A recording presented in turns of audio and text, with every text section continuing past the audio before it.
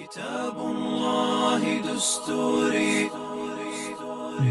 كتاب الله دستوري وخير الخلق أسوتنا بسنته انجلى نوري لهدي പ്രിയമുള്ളവരെ, الحق أرشد. നമ്മൾ ഈ കാണുന്ന ഖുർആൻ ഷരീഫ്, മഹത്തായ ഖുർആൻ ഷരീഫ്, അള്ളാഹു സുബ്ഹാനഹു തആലയുടെ കലാം.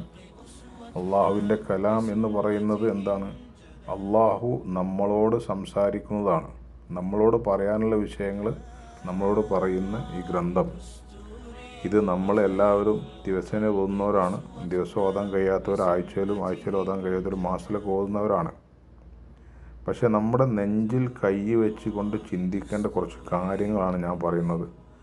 നമ്മളത് ഓതുന്ന സമയത്ത് അള്ളാഹുവിൻ്റെ കലാമാണ്, ഇത് ബഹുമാനിക്കപ്പെട്ട ഗ്രന്ഥമാണ് എന്നൊക്കെ അറിയുന്നതിലപ്പുറം ഈ ഓതുന്ന ഓരോ വരികളിൽ ഏറ്റവും ചുരുങ്ങിയത് 50-60% നമുക്ക് മനസ്സിലായിരുന്നെങ്കിൽ, നമ്മൾ സാധാരണ ഓതുന്ന ഏറ്റവും പ്രധാനപ്പെട്ട സൂറത്തുകൾ തിരഞ്ഞെടുത്താണ് നമ്മൾ ഓതുന്നത്. അത്രയും പ്രധാനപ്പെട്ട വിഷയങ്ങൾ അള്ളാഹു സുബ്ഹാനഹു തആല നമ്മളോട് പറയുന്നത്, നമുക്ക് തരുന്ന താക്കീതുകൾ, നമ്മൾക്ക് തരുന്ന നിർദ്ദേശങ്ങൾ, നേരത്തെ കഴിഞ്ഞുപോയ ആളുകളുടെ ചരിത്രങ്ങൾ, ഇതെല്ലാം നമ്മൾ കേൾക്കുന്ന സമയത്ത് നമുക്ക് നമ്മുടെ മനസ്സിൽ തോന്നേണ്ട വിഷമവും ബേജാറും അതുപോലെയുള്ള ആ ഒരു ഫീലിങ്ങുകളും നമുക്ക് വരുന്നില്ല. എന്തുകൊണ്ട്? നമുക്ക് ഈ ഒരു ഗ്രന്ഥത്തിൻ്റെ ഭാഷ, അറബി ഭാഷ അറിയുന്നില്ല. അറിയാത്തതുകൊണ്ട് നമ്മളിത് നമ്മുടെ സാധാരണ നിത്യജീവിതത്തിൽ ഭക്ഷണം കഴിക്കുന്നു, അതുപോലെ നിത്യജീവിതത്തിലുള്ള മറ്റു കാര്യങ്ങളൊക്കെ ചെയ്യുന്നത് പോലെ ഒരു കർമ്മമായിട്ട് നമ്മളിത് മുന്നോട്ട് കൊണ്ടുപോകുന്നു. പക്ഷെ അതിൻ്റെ അന്തസത്ത മനസ്സിലാക്കി ആ കാര്യങ്ങൾ ഉൾക്കൊണ്ടുകൊണ്ട് ഒരു ആയത്ത് പോലും നമുക്ക് ഓതാൻ പറ്റുന്നില്ല എന്ന് പറയുന്നത് വളരെ വലിയ സങ്കടമാണ്. നമ്മൾ ഇതുപോലെ നമ്മുടെ ജീവിതം അവസാനിപ്പിക്കാനാണോ ഉദ്ദേശിക്കുന്നത്? നമ്മുടെ ഖുർആന്, നമ്മൾ അല്ലാഹു സുബ്ഹാനഹു വ തആല നമ്മളെ കയ്യിലേക്ക് തന്നിരിക്കുന്ന ഈ ഖുർആൻ, റസൂലുള്ളാഹി സ്വല്ലല്ലാഹു അലൈഹി വസല്ലം വഴി നമ്മളിലേക്ക് എത്തിച്ചിരിക്കുന്ന ഈ ഖുർആൻ നമ്മൾ ഓതുന്ന സമയത്ത് എന്തെങ്കിലുമൊക്കെ മനസ്സിലാവണ്ടേ?